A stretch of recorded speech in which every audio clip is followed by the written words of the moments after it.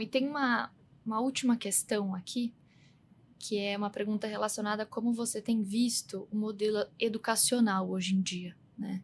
Então, a gente vê alguns países adaptando os métodos de educação para mestrados, doutorado, fazer um mestrado junto com uma graduação, né? Sim. Como é que você tem visto o Brasil comparado com os países que você tem ido? Como se a gente tem se adaptado, se está muito já ultrapassado, né? É chato dizer o nome ultrapassado, mas a gente precisa caminhar um pouco mais rápido. Uhum. Tem caminhado, né? Principalmente na visão de ter essa proximidade mais da indústria, né? Mas isso tem muito DNA da universidade. Algumas universidades públicas já conseguem fazer isso, já tem uma visão, mas o nosso sistema de universidade ainda é um sistema público. Uhum. A gente tem capacidades de professor, de infraestrutura, algumas ainda precisam, né? Mas super capaz, mas ainda é um modelo antigo, que algumas têm tentado se modernizar, né? Hoje em dia você não vai comparar um estudante que começa hoje a faculdade com o estudante que eu era, né? Não dá para um estudante hoje, ele não consegue ficar 2 horas assistindo uma aula de um mesmo assunto.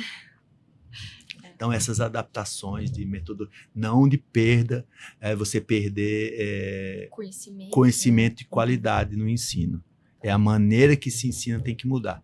E assim tem mudado. Eu vou dar o exemplo do Mackenzie, que a gente tem feito muita disciplina que tem a teoria e projetos juntos, né? Que isso é fundamental para o dia a dia o olhar, o botar a mão, você facilita adquirir conhecimentos, mas é chato dizer isso, mas a rede social, tudo isso tem mexido muito no aprendizado da criança que vem antes da faculdade. Você viu que algumas universidades agora, escolas no mundo, estão voltando tudo para o papel, para a escrita, porque o escrever, o ler, faz muita diferença na formação de uma pessoa. O que hoje um aluno não lê um livro, não só quer o slide da disciplina, e aí fica muito superficial. É muito triste, porque a compreensão de texto não lê, então tem muito país que está voltando. Sim. E estão certos. Claro que não é você como passado, mas você tem que fazer uma adaptação. E eu acho que o MEC tenta fazer isso, né, que é do Ministério da Educação e Cultura, mas precisa ainda ter um movimento, acho que ainda mais forte. Você comentou... Caiu. Você comentou em um momento da sua história sobre a dificuldade, né, dos processos seletivos, do que você decidiu fazer, onde você entrou. Hoje em dia, existe ainda essa competitividade, essa procura ou a demanda pelos alunos por um mestrado, por um doutorado já tem sido menor? Vai variar de área para área, mas a ciência e tecnologia que eles chamam Science, tem uma siglazinha, Technology, não me lembro o resto, no mundo inteiro tem caído a procura até mesmo para curso de graduação. O perfil dos estudantes hoje não querem muito isso, né? A gente sentiu isso um pouco na escola de engenharia, pós-pandemia lá no Mackenzie, mas tem retomado a força, mas ainda é muito o mercado. Sim. Né? E para mestrado e doutorado na área também a procura cai, mas mundialmente é sazonal. E também tem muito a ver com a economia do país. Perfeito. Quando a economia melhora, a procura... Então, a gente está numa fase assim de melhorando, né? E aí começa a ter uma procura um pouco maior. Mas é sazonal. Mas, assim, eu falo que na minha época de mestrado e doutorado, fazer um mestrado e doutorado fora do país era algo sensacional, porque a gente não encontrava tudo aqui. Hoje em dia não precisa. Sim. Tem a experiência pessoal, individual, de fazer coisas fora, que é, né, interessante. Mas, hoje no Brasil, a gente tem praticamente tudo, em todas as áreas. Fico muito feliz quando vejo isso. Uhum. De orgulho do país. Ainda encorajar também, né, quem está em casa a continuar. Sim, é o que eu falei lá atrás, assim, não é só para a academia, é para a sua formação pessoal, para abrir oportunidades e coisas que você poderia não ter acesso se você não tivesse esse mestrado, esse doutorado.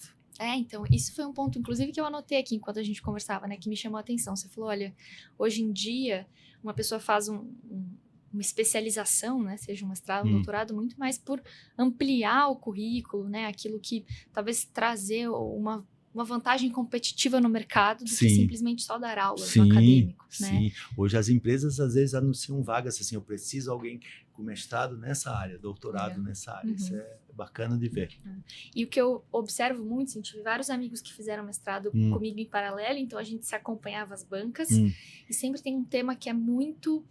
que é comum entre as bancas e muito falado, que é sobre o quanto a etapa de um mestrado, que é o primeiro nível, né, de especialização dessa carreira acadêmica, o quanto ela traz um amadurecimento. E muitas vezes, principalmente nas bancas de qualificação, sobre o quanto os professores que estão ali estão observando muito mais o grau de desenvolvimento do aluno do que necessariamente o que ele está produzindo. Exato, Então... no mestrado ainda tem esse lado que a gente quer dar conhecimento e a gente quer que o aluno absorva. Às vezes o resultado final da dissertação não é lá o mais importante. Claro que a gente quer. No doutorado não, porque é uma tese, você tem que defender algo original.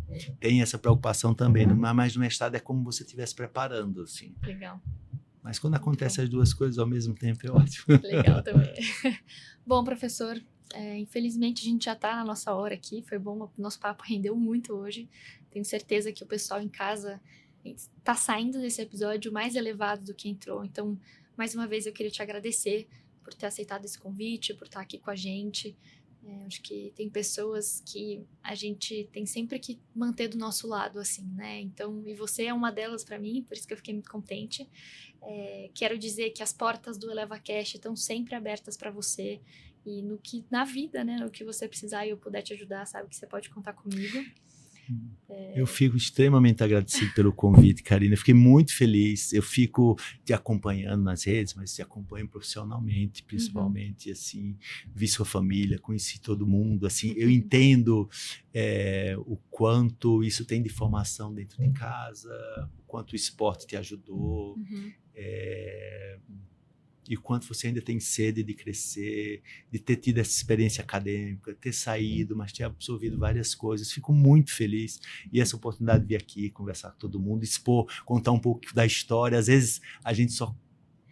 É igual análise, quando você está fazendo análise, você só entende o que fez quando começa a contar o que você fez. Perfeito. Porque às vezes a gente acha, nossa, foi tão simples, eu estou aqui, mas não foi tão simples E assim. dá valor, né? E dá valor mais à sua vida, né?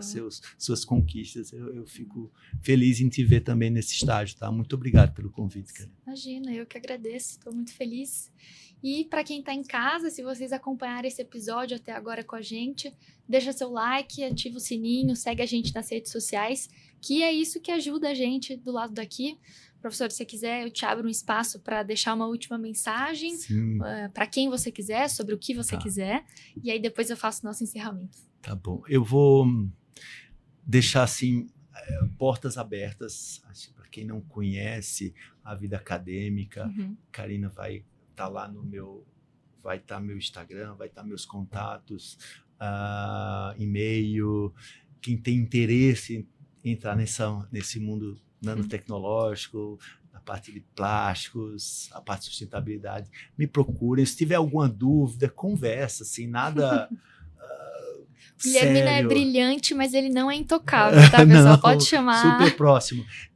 Para conversar, se quiser visitar lá o Mackenzie, o centro, a Escola de Engenharia, o Maquigraf, portas abertas. Karina sabe isso, que é uma universidade muito aberta ao público e tem muito essa proximidade. Eu fico feliz. E aos interessados, não contem conversa. Assim, eu vou, final, deixar um agradecimento especial. Acho que tem... como eu falei de sua família, eu acho que tem muito de família, de estrutura familiar que eu tive muito forte, assim, de amigos, e a família que eu tenho hoje também, lá e aqui, assim, eu fico...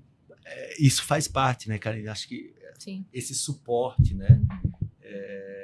É muito importante. Sim. Principalmente a gente que decidiu tomar esse passo de sair de casa, né? Você fala, Sim. poxa, São Paulo é algo que muda muito a nossa cabeça, Sim. né? Em diversos aspectos, mas muda. Sim. Então, ter a família que ficou de onde a gente veio para apoiar longe, mas também a família que a gente escolhe ter aqui, Exato, né? Sem dúvida faz muita diferença, assim. Então, é um ponto importante de se reconhecer. Isso. Obrigada, professor. Obrigada também vocês que estão aí em casa acompanhando e apoiando esse projeto. Lembrando que nós teremos episódios todas as quintas-feiras, ao vivo ou gravado, e que esse programa foi feito com muito carinho para vocês. Então, se você está gostando de tudo que está acontecendo, já está ansioso pelos próximos e conseguiu se elevar um pouco desde o começo desse episódio, é isso que faz a gente feliz do lado daqui. Eu desejo um ótimo final de semana, um beijo, um abraço, até quinta que vem e eleva!